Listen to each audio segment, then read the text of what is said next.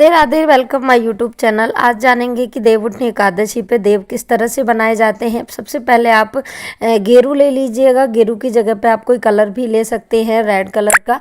अगर वो नहीं है तो आप गेरू बाज़ार में आसानी से मिल जाता है। उस दिन आप गेरू और खड़िया लेके आइए और उसी से देव की पूजा की जाती है। सबसे पहले इस तरह एक आदमी की आकृति का एक घर बना लेते हैं, जिसको कि हमें बहुत अच्छे सुंदर तरीके से सजाना होता है। इसके हाथ पैर दोनों ही बनाए जाते हैं, सर भी बनाया जाता है। इसको देवघर बोलते हैं। इसके अंदर ही सभी देवताओं का हमें चित्र बनाना है, सभी की पूजन की चीज़ें बनानी है जिन जिन की हम पूजा करते हैं। भगवान विष्णु योग निद्रा से इस दिन उठते हैं तो हमें देव जगाने के लिए देवघर बनाया जाता है और उसी के अंदर देवता हमें जगाने होते हैं। सभी के यहाँ पे अलग अलग रीति रिवाज होता है, लेकिन ये सबके जगह एक जगह हर तरह से ही बनाया जाता है, तो ये बनता ज़रूर है। आकृति अलग हो सकती है लेकिन चीज़ें सेम होती हैं। उसके बाद देवता बनाए जाते हैं, यानी कि इसमें भगवान विष्णु का एक चित्र बनाया जाता है। अमूमन तो हम चौथ माता की तरह ही बनाते हैं, लेकिन ये भगवान विष्णु का स्वरूप माना जाता है। भगवान विष्णु उस दिन योग निद्रा से देवताओं के आधिपत्य में यानी उठते हैं 4 महीने सोने के बाद, तो हम ये देवता बनाते हैं। उसके बाद हमने दोनों तरफ स्वास्तिक बनाया है। देखिए, स्वास्तिक भगवान गणेश जी का वो है। हर पूजा में गणेश जी का स्थान पहले होता है, तो दोनों साइड हमने स्वास्तिक बना दिया। उसके बाद तुलसा जी बनाई है।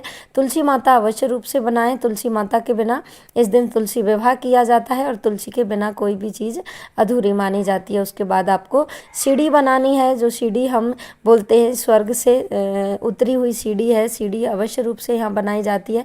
उसके बाद पैर बनाए जाते हैं। जितने भी कैंडिडेट आपके घर में हैं उन सभी के पैर इसमें बनाइएगा। मेरे घर में हम 4 कैंडिडेट हैं, तो मैंने 8 पैर बनाए हैं।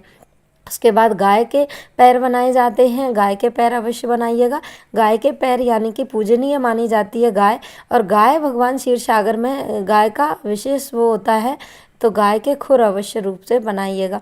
भगवान विष्णु के साथ गाय, सीढ़ी, स्वास्तिक, कमल का फूल और पीपल का पेड़, केले का पेड़, ये सारी चीज़ें अवश्य रूप से बनाई जाती हैं।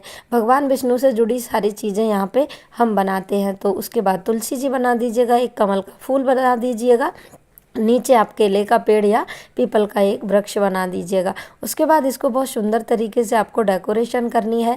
आप सफ़ेद खड़िया भी इसके साथ इस्तेमाल कर सकते हैं। ज़्यादातर हमारे यहाँ लाल कलर में ही बनता है। ये दीवार पे भी आप बना सकते हैं। उत्तर पूर्व मुख होके दीवार की तरफ बना लीजिएगा, या फिर आप चौक में जहाँ पे बैठ के आपको देव जगाने हैं उस जगह पे आप ये बना लीजिएगा।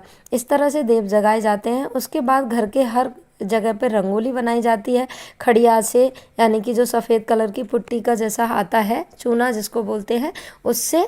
और ये होता है जो गेरू, इस सब से घर में हर जगह पे देहली पूजन के लिए देहली सजाई जाती है। सारी देहलियाँ सजाई जाती हैं। घर के मेन दरवाजे पे दोनों तरफ रंगोली बनाई जाती है। घर के हर जगह पे हमें छोटी छोटी रंगोलियाँ बना के देवताओं का आगमन किया जाता है। आपके यहाँ किस तरह से करते हैं कमेंट करके अवश्य बताइएगा। आगे पूजा की विधि सामग्री सभी मैंने पहले से डाल रखी है। गीत किस तरह से गाए जाते हैं इसका वीडियो भी मैं जल्दी ही लाने वाली हूँ। आप मनपसंद तरीके से आप ये सजा सकते हैं। और पूजा पाठ से रिलेटेड वीडियोज़ के लिए आप मेरे चैनल को लाइक करें, सब्सक्राइब करें, शेयर करना ना भूलें। एंड देखने के लिए थैंक यू। राधे राधे। इस तरह से देवताओं के 2 लाइन बनाई जाती हैं। देखिए, ये बता देती हूँ।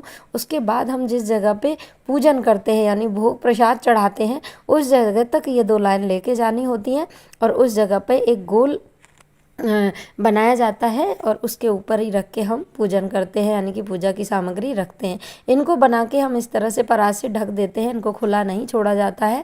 और जिस परात पे हम ये रख रहे हैं उस पर भी आप स्वास्तिक बना दीजिएगा। जब हम रात्रि को देवता जगाते हैं उसी वक्त इनको उठाते हैं, यानी कि इस परात को हटा के पूजन किया जाता है। तो ये थी एक सरल सी जानकारी। कैसी लगी जानकारी आपको, आप वीडियो में बताना ज़रूर।